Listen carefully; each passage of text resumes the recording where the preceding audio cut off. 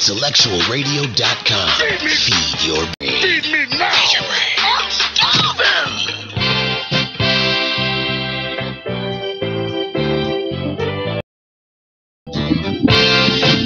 Good evening, everyone, and welcome to the Voices of Change only on Intellectual Radio. You can see I am between two fine men. To my right is Deontay Wilson.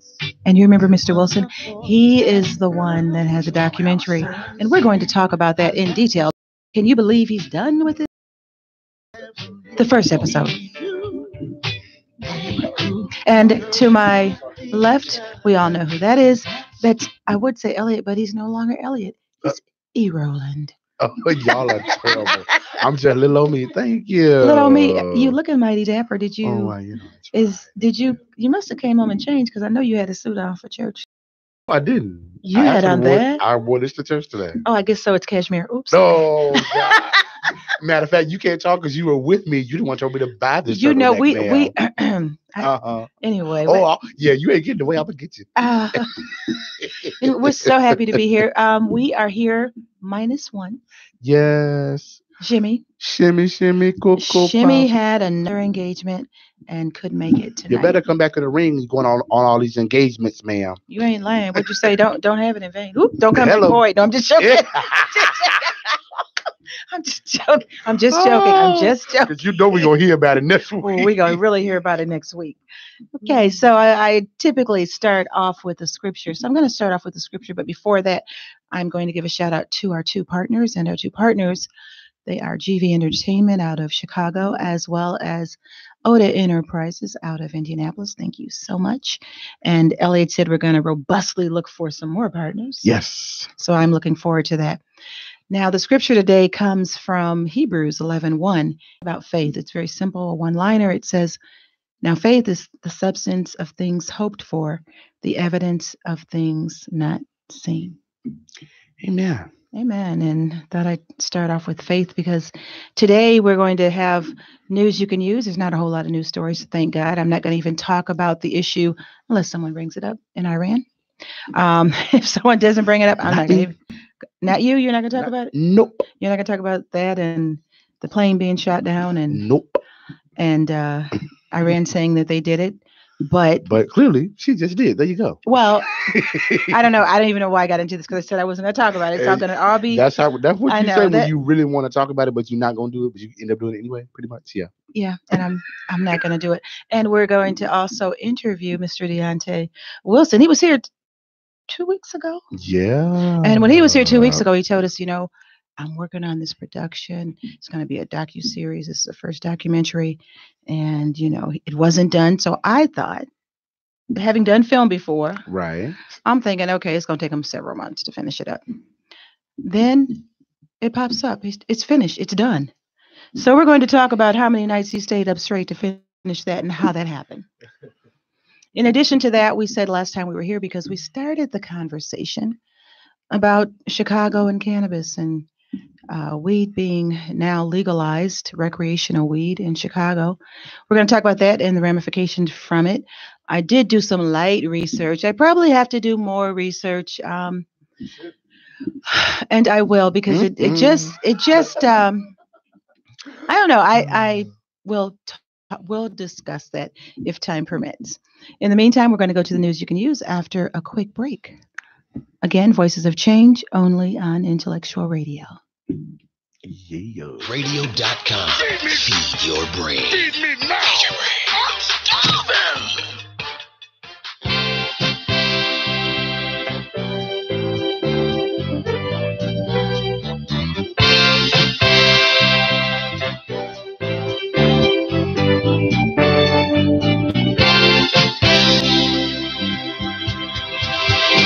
Once there was a boy and a girl.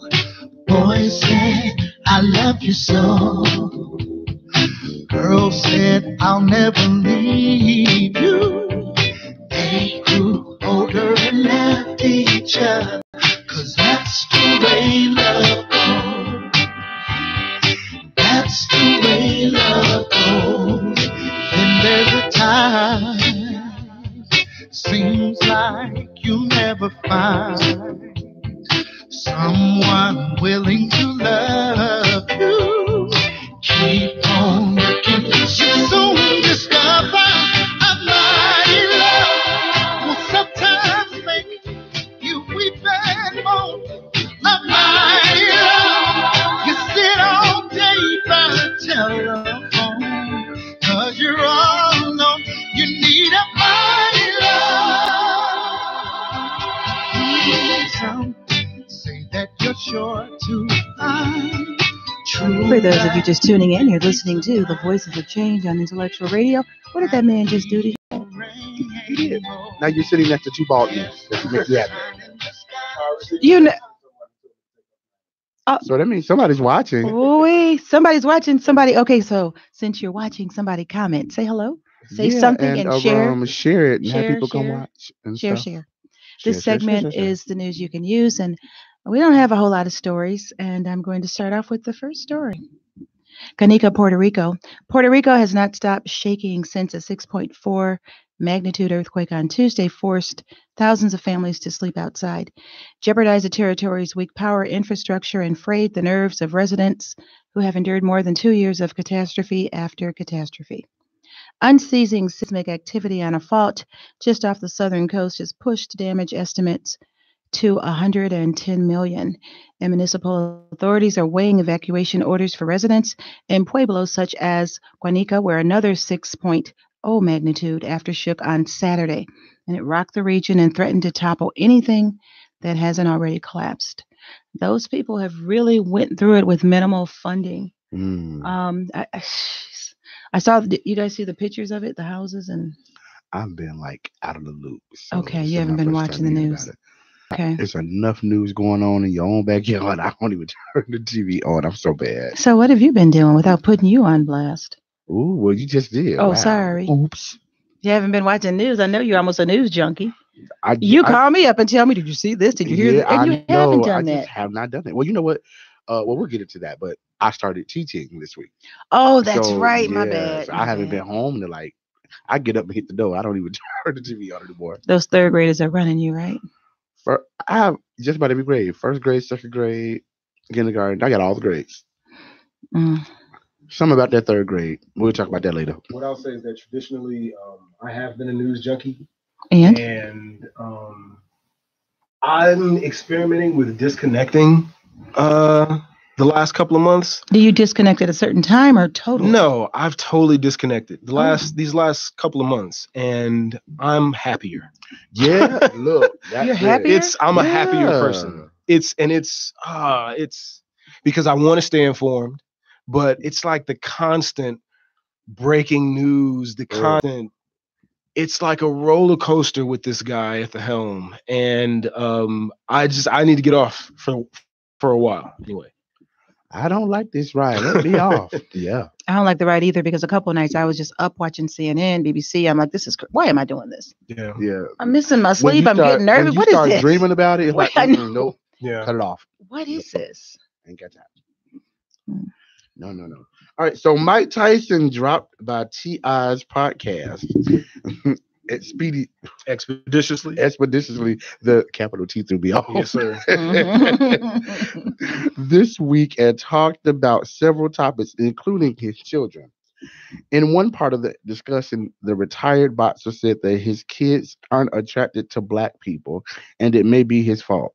Tyson also said he's completely baffled by the whole thing, but wanted to talk about it. Mike Tyson said he's baffled as to why his children aren't attracted to other black people. He says, you know what bothers me too, man? And I got to say this, why my kids don't like black kids, they don't date black kids. Why is that? If I could do a Mike Tyson impression, it would have been happening like right there. Yeah, I can't do one, so we'll leave that alone. Sometimes I look at my daughter and I see that she's attracted to white guys. And I say to myself, it doesn't set a good example as a black man. I don't think it is, T.I. explained. That's just the way my mind goes, Tyson continued. They must have seen sometimes when I was vulnerable and said, hey, I don't want to be with no one like that. He's scary.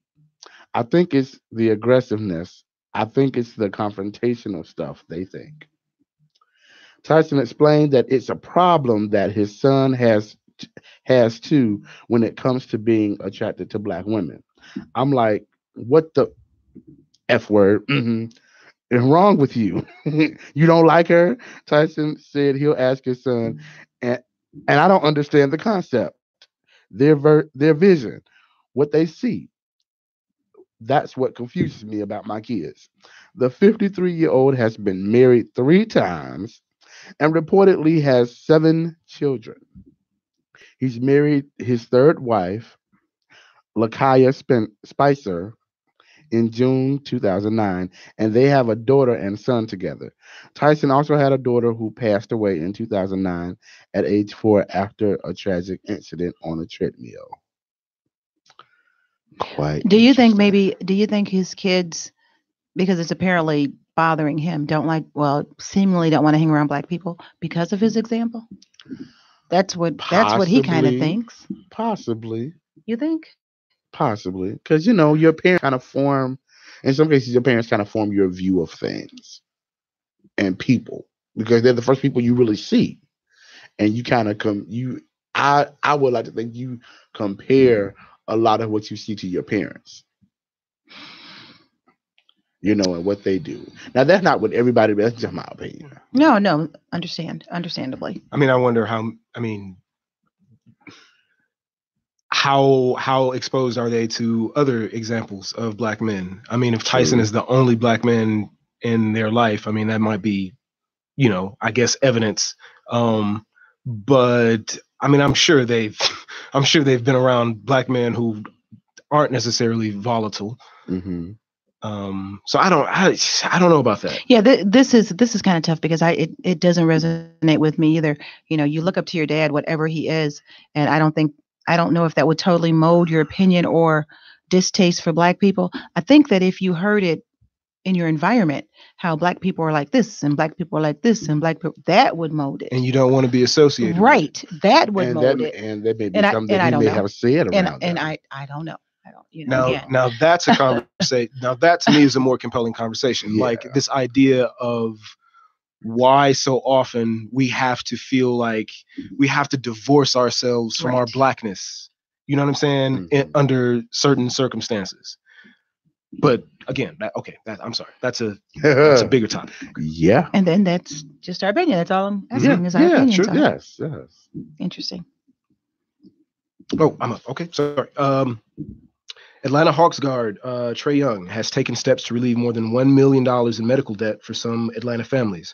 Partnering with nonprofit RIP Medical Debt, Young canceled $1.059 million worth of medical bills for families in the greater Atlanta area who were struggling to pay. Young, through his Trae Young Foundation, donated $10,000 to RIP Medical Debt, an organization that buys and relieves medical debt in the United States. The average amount that was canceled is about $1,800 for about 570 people, according to a press release obtained by the Atlanta Black Star. The city of Atlanta has welcomed me with open arms, stated Trae Young. Giving back to this community is extremely important to me. I hope these families can find a bit of relief knowing that their bills have been taken care of as we enter the new year. Gotta love Trae Young. Good stuff. You gotta love it. Wouldn't it be nice if a couple more people, or if a few people from all the teams would do that in their urban areas or in their Yeah, cities? that would be great.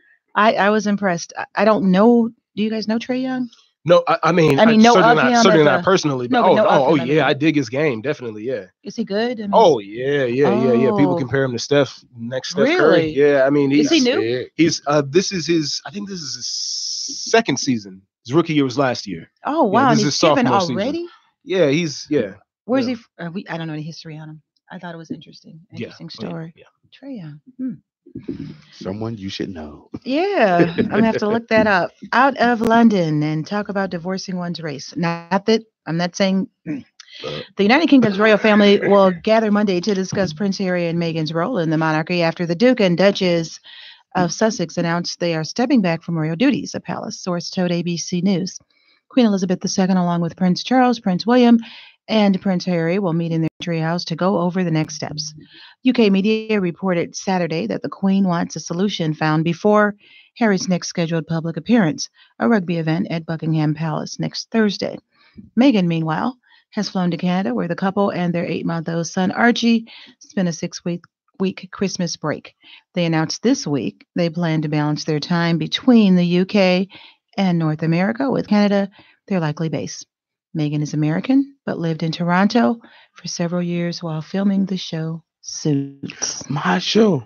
Now, you remember we were here and we were talking about when Meghan and Harry got married? Yeah. And the wedding. Yeah. And how the wedding had, the black choir strategically positioned and singing. Yeah. And how, in my opinion, Meghan was always kind of a, well, now she refers to herself as a person of color, but then I don't think she's so much identified. I remember that conversation. Because I had the conversation. So now it seems as if it doesn't matter if you identify or not, what they say, the 1% rule or the 1-drop rule. Mm-hmm. I remember the picture that a journalist had when she had her little baby of them walking a little monkey dressed up like a baby. You remember that? Mm-hmm. Oh, you didn't see it? No, I remember that. It doesn't matter if she thinks she's her or however she thinks about her blackness. If she doesn't embrace it or if she does, they're going to embrace it because it's part of her. Yes. And I've been hearing some rumbling from people who have talked about Meghan since she's hit the scene and been with Harry, that not that she denounced her blackness, but she never really embraced it. But now she's embracing it because she was so wrong because of it. Can't win for losing. Well, no. I'm happy she's I think it's their, as Bobby would say, their prerogative to go and live wherever they want to. It is. But definitely. it's breaking protocol and it's causing all kind of. But I feel like that was bound to happen. Okay. Like, I feel like that was going to happen. I didn't think so. You didn't think so? No, I thought she was happy to Harry be in that always position. been like a rebel to me anyway.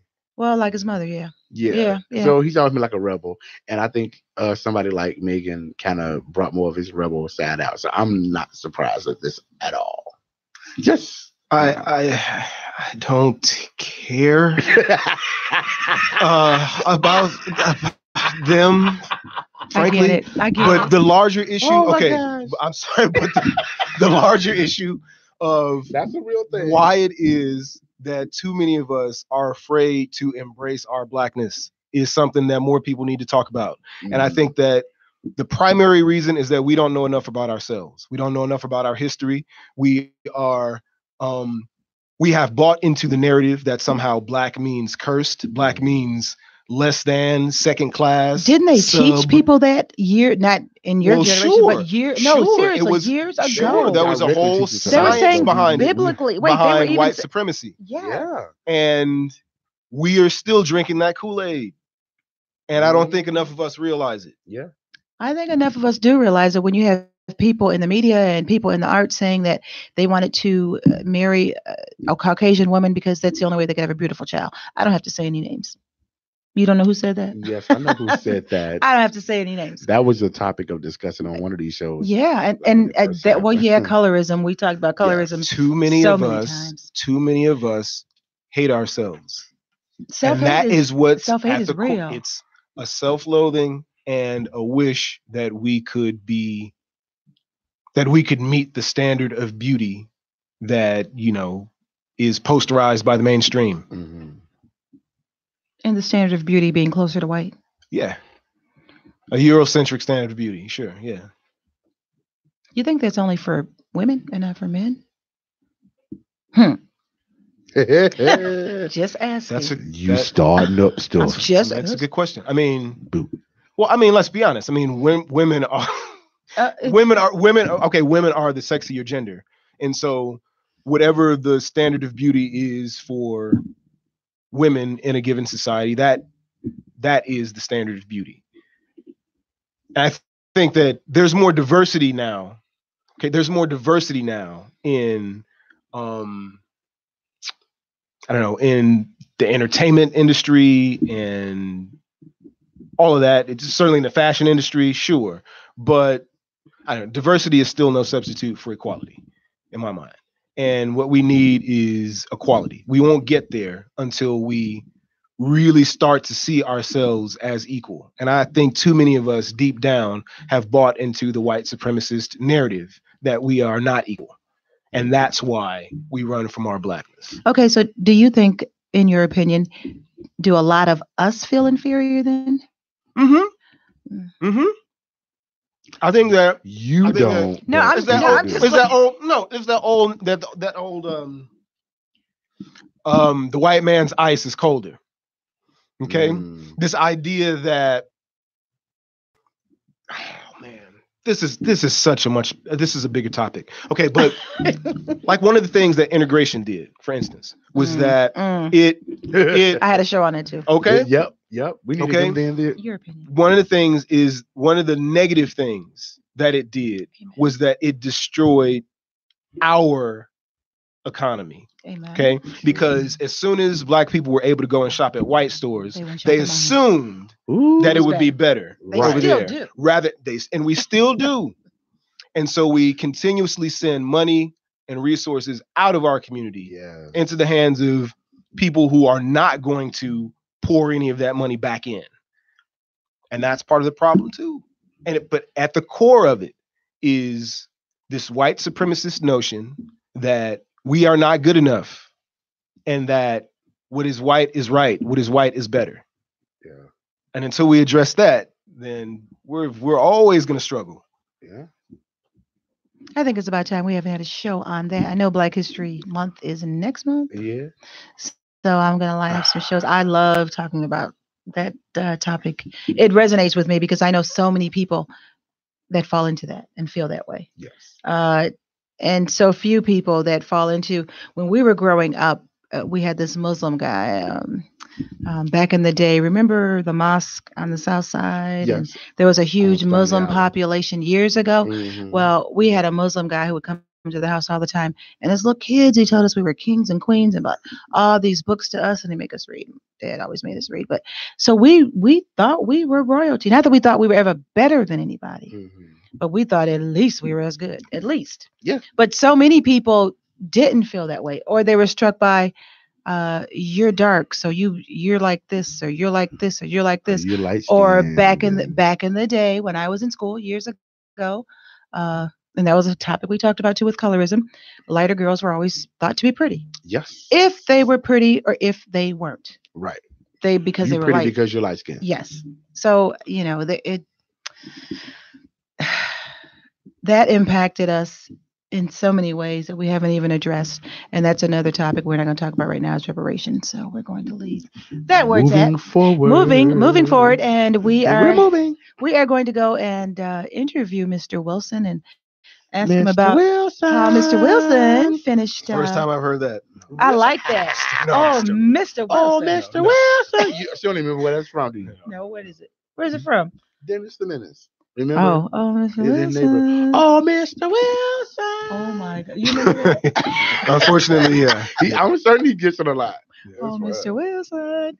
Anyway, that was the news you can use. We want to give a shout out. Remember Cheryl that had the show after us? Yes. She has a show now. I got a shout out to her Friday at 7:00. Have you seen it? I have not. This is Bang 'em Up. Bang 'em. There you go. go. Bang 'em. Bang 'em Miss up. Bang 'em Up. Miss Bang 'em Bang, up. bang. Bang bang. Wait, we used to have our show and stay for her show. We'd sit out there. What'd she call We'd be us? the church.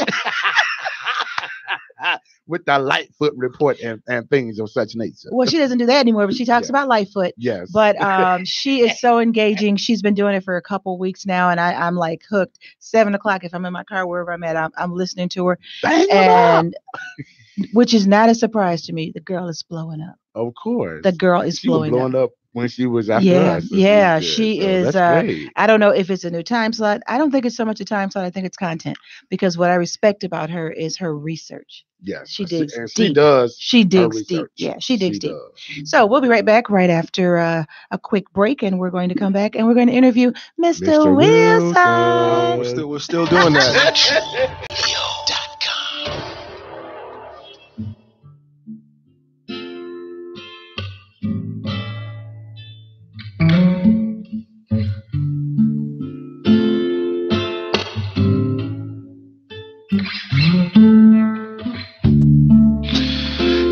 I gave you my love. I tell you what I do. I'd expect a lot of love out of you.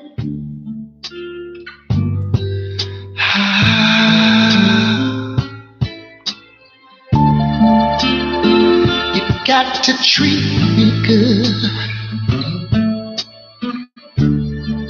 and I'll be good to you. There's a whole lot of things you and I could do, baby.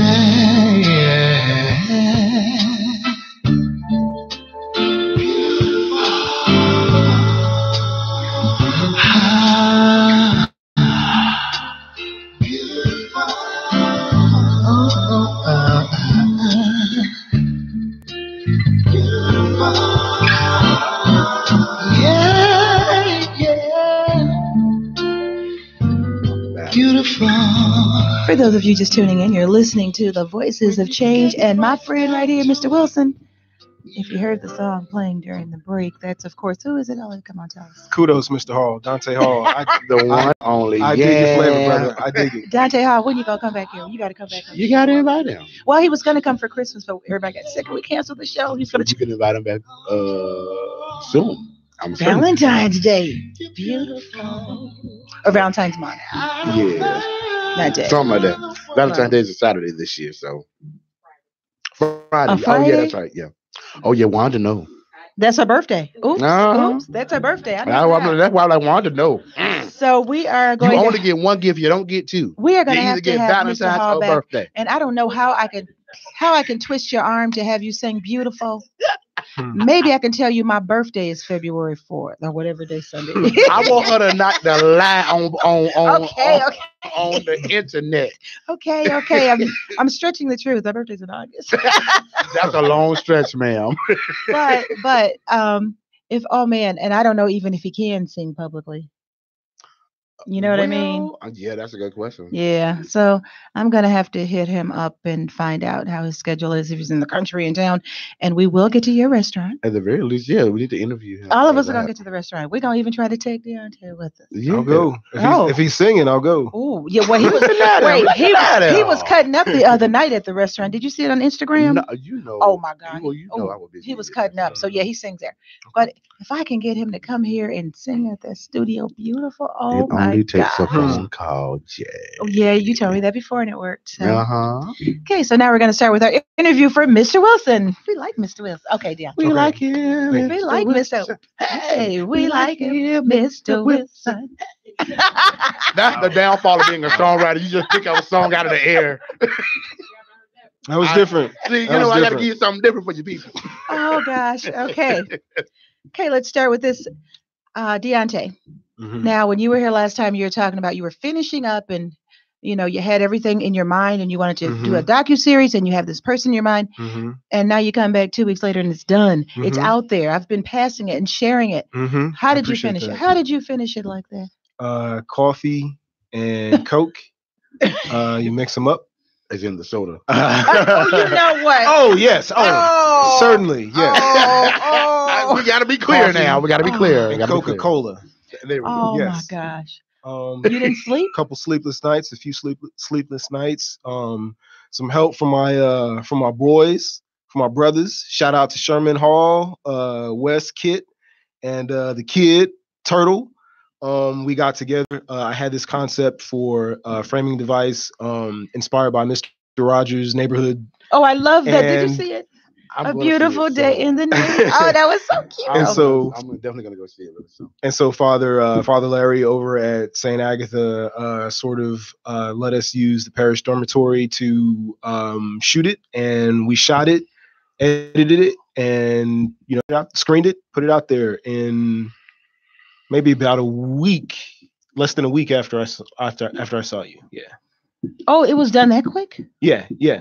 We were just screening it and putting the finishing touches on it. I mean, I had shot. I've been shooting for the past year and 3 or 4 months. Okay.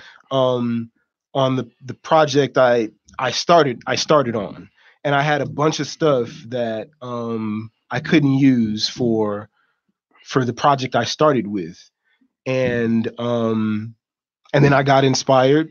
I said, okay, why not do two? I can use the stuff that I can't use for Project Reconstruction. I can use that for another series, West Side Stories. And so I actually had a lot of what you saw already shot. The newest thing was the stuff that I shot in the office. Yeah. Okay, that was the newest stuff. Yeah, that was the newest stuff. Yeah. We love that. But speaking of that, since the last time you've been here 2 weeks ago, Elliot, you got to hit it again. He had a birthday.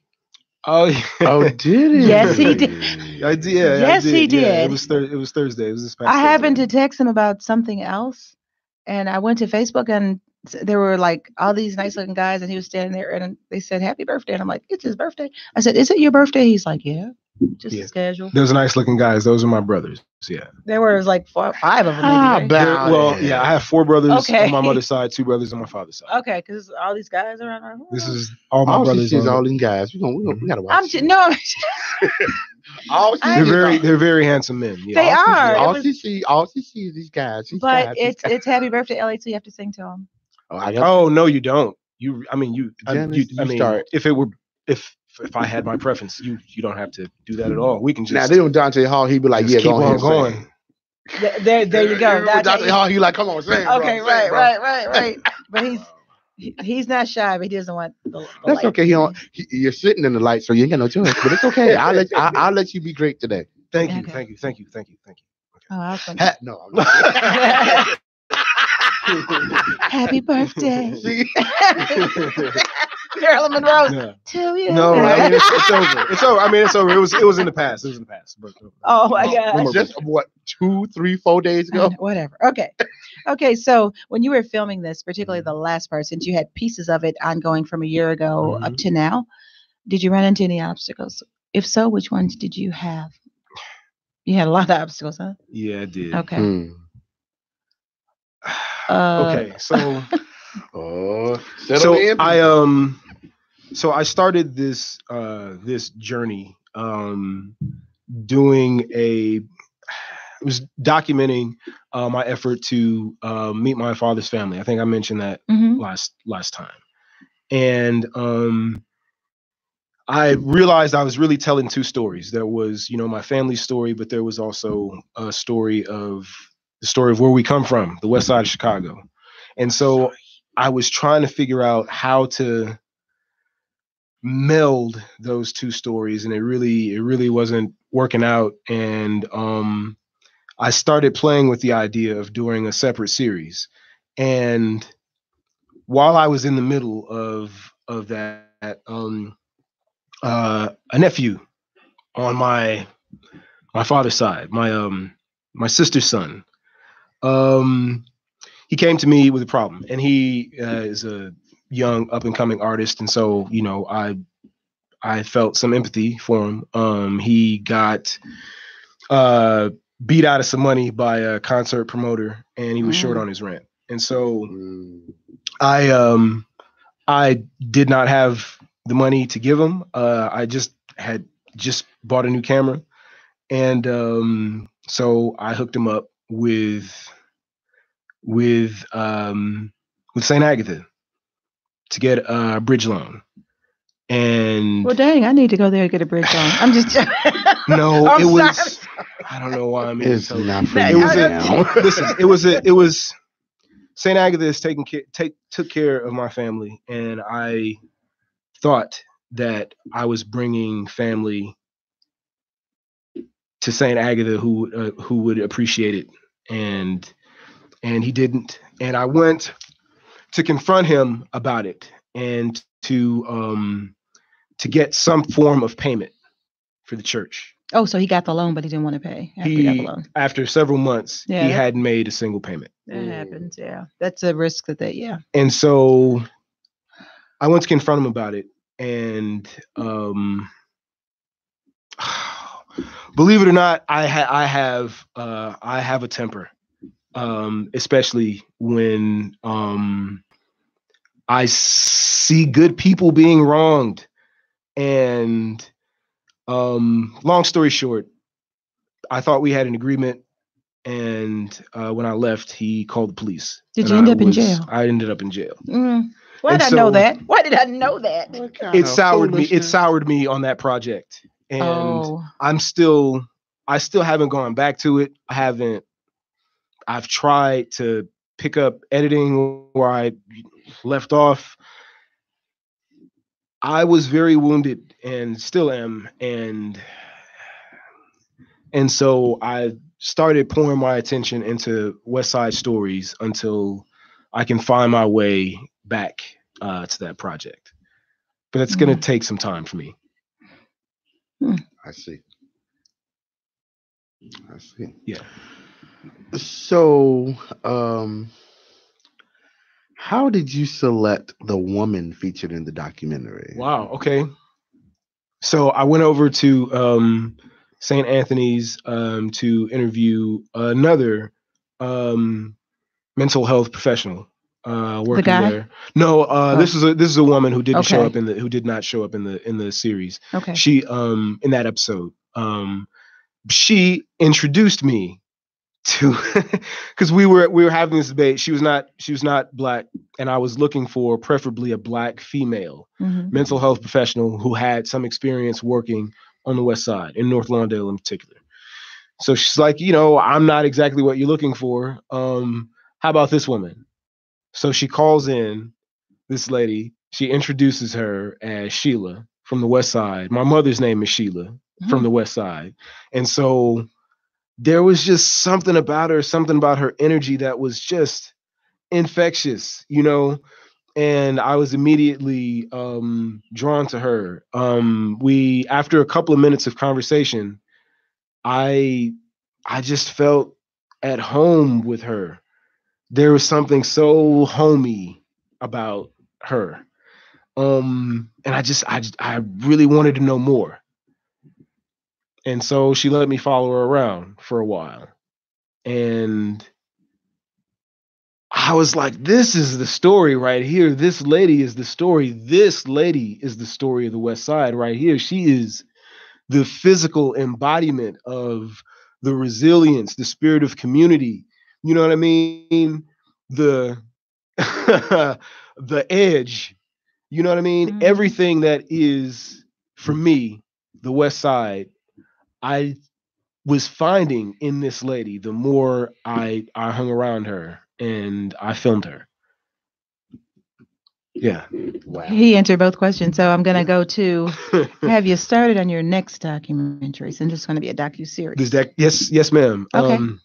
Yeah, I'm already deep into editing the second episode. And can you tell us who the person's going to be? I guess you can. Okay, sure. Oh. Okay, so Yeah. I really wanted to do an artist profile. Okay. And so there's an artist whose music I really dig, and he happens to be a cousin of a cousin on my father's side. So shout out to Marcus Kelly, aka K Real. But here's the thing. He's a South Side guy with some West Side roots. So I'm going to use his story to talk about to sort of paint the West Side's origin story, because in a lot of ways, the population of the West Side was seeded by the South Side, and so I want to talk about that sort of that cozy relationship, and we'll sprinkle his story in. Good. Yeah. Good stuff. So what does Mr. Wilson want to do next? That is a very complicated question to answer. I have complicated man. No one understands that is woman.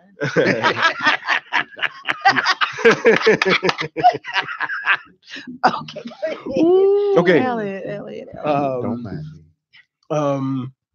I have a multi-phased plan. Okay. Many of the details of which must remain secret for now. Ooh, confidential. Of course, I love it. Ooh. But Mysterious. I left the West Side 25 years ago, and I've spent 25 years every single day of my life thinking about what I would do if I got the chance to get back here and do some good. And so I have a lot of plans. Okay. You got a lot of things. Okay. Yes. All right, we can leave it at that. That's great though that you at least have a plan. I cannot believe it. The time is going so fast. So I'm going to have to jump into, because I don't want everyone to say she didn't want to talk about it because Because I said you don't want to talk about it because you don't like it, but we can talk about it anyway. I don't understand why this animus. Like, did it isn't any animus. It's because did it beat you up and take your lunch money back in grade school? no. No, Why do you hate it so much? Do you see me as hating it? I feel the hate. that's probably whenever because you talk he takes about it. part in it. Most people I that guess I take it. Yeah, I take it personally. Yeah. Most people, Oh no, you're not dry snitching. Yeah, most people, right?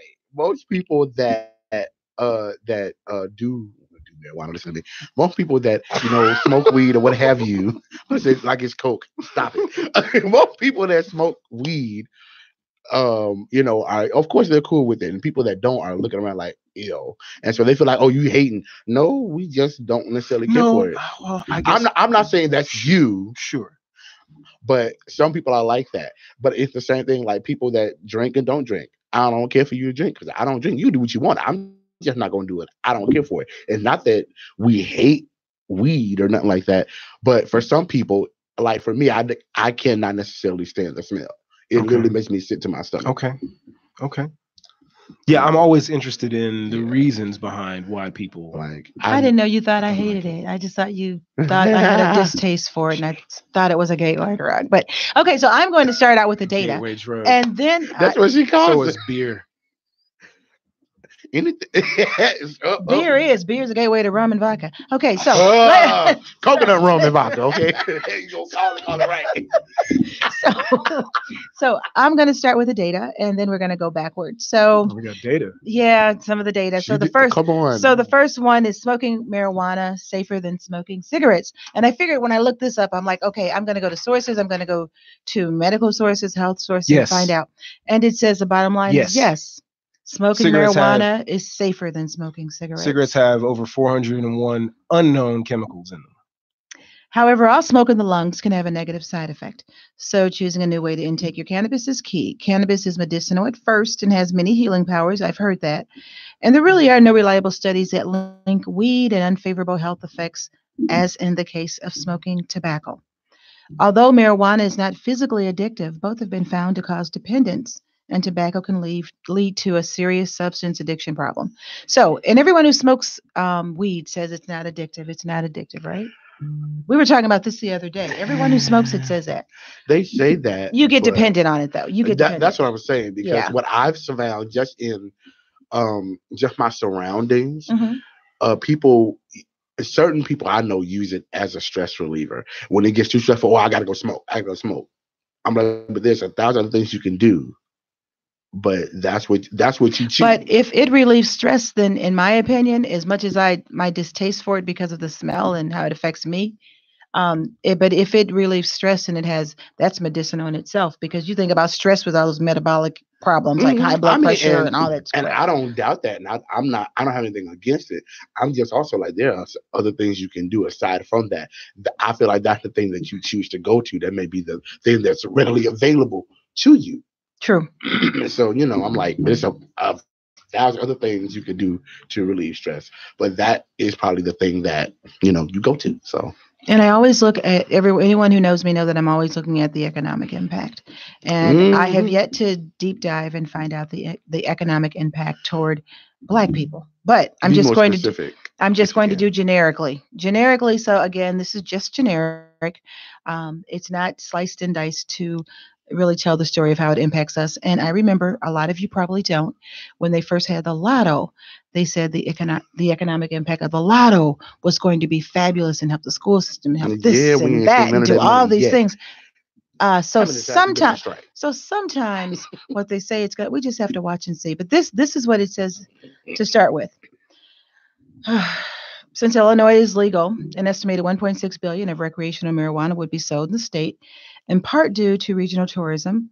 At a 26.25% state excise tax on retail marijuana, in addition to the 6.25% general sales tax, Illinois would generate 525 million in new tax revenues, create over 23,600 new jobs at more than 2,600 businesses, boost the Illinois economy by 1 billion annually, and they're saying reduce law enforcement and incarceration costs. With new tax revenues, Illinois could operative word, fund additional pension payments while making vital public investments in new school construction projects, road and transportation construction projects, K through 12 public school education, the monetary award program, grants for tuition assistance for college students, and drug treatment and prevention programs. Legalizing, regulating, and taxing recreational marijuana would reduce costs to taxpayers, allegedly, spur economic activity, create jobs, shrink the black market, while new tax revenues would be modest and would not solve Illinois fiscal issues. So when you look at it solely generically from an economic view, it looks like it would be good if they do what they're supposedly planned to do with the revenue. And it's probably even higher than that. Not only Because they probably didn't project like that first day being 3.2 mil. They probably didn't project how it would really be in Illinois. So I don't know. How about the economic benefits or costs aside? How about in the name of liberty? Because it's the American way, because it is crazy that we live in a country where tobacco and cigarettes and alcohol are legal, but marijuana isn't. Well, for your liberty, then I'm glad that they legalized marijuana. I'm older than both of you, and I remember a time when there was so many commercials about cigarettes. There was a Marlboro Man, the Virginia Slim Girl, and every time you didn't go to a bar without having a cigarette to smoke it and puff it, knowing the makers of it, knowing that it had full of carcinogens, knowing it had cancer-causing agents, knowing the damage it was doing to your body, to your lungs, to whatever. But they promoted it in the name of the dollar bill. I'm not saying that marijuana is, because from what they're saying in this narrative, there's no link. But it was legal up until the 1930s. There was a time in this country where it was you could use it as legal tender. You know what I'm saying? The same as money. Several of the founding fathers grew hemp. You know what I mean? Yeah, that's what it's called, hemp, yeah. In the 1940s, during World War II, the United States government, one of their sort of secret operations, subsidized a number of farmers in the Midwest to grow hemp because they wanted to cut the Japanese out of the hemp market. And so that's why all throughout the Midwest, there is plenty of farmland where it's still growing, some of it abandoned. So happy hunting, folks. Happy hunting, and glad that they now have his hemp for recreational purposes legal. Now we're going to look at the pros and cons. One of the pros, as we mentioned, boost economy. A con, which is a big one for people like me, is secondhand smoke. Says, imagine going to your favorite concert venue or lakefront hangout only to come across marijuana smoke from a passerby. With tobacco smoking, signs help regulate the issues. But would the same be done in this case? Regulation like this does not come cheap. Those who prefer not to smoke may experience more than just coughing. A recent study on secondhand weed smoke performed on rats showed possible effects akin to tobacco. Secondhand smoke may also pose health problems to vulnerable populations like children or people with allergies, asthma, or respiratory issues. Another pro, they expect it'll be less crime. Marijuana being legal, they expect it to be less crime on the street. Con of it is health issues. And the only health issue that they really came up with is because tobacco raises the heart rate. Because it raises the heart rate, anybody that has a vulnerable heart may have a heart attack or may have any kind of heart episode. But anybody with a vulnerable heart may have it based on almost anything that they do.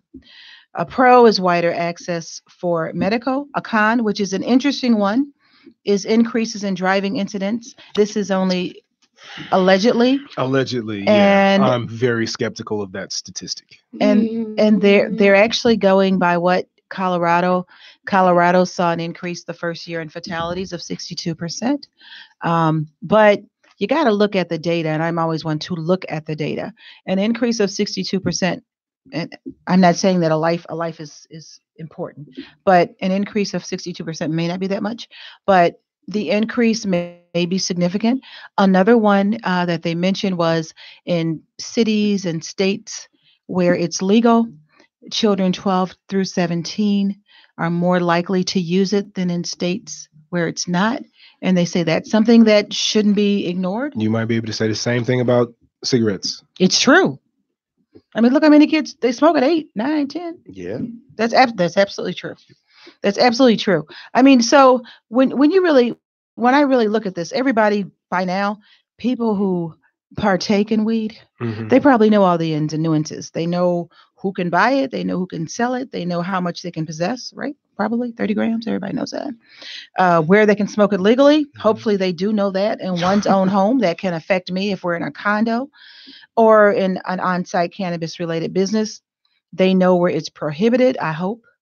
Any public place, streets or parks, any motor vehicle on school grounds with the exception of medical users, near someone under the age of 21. I didn't know that. Near an on-duty school bus driver, police officer, firefighter, or corrections officer. Did you see this, Elliot, near someone under the age of 21?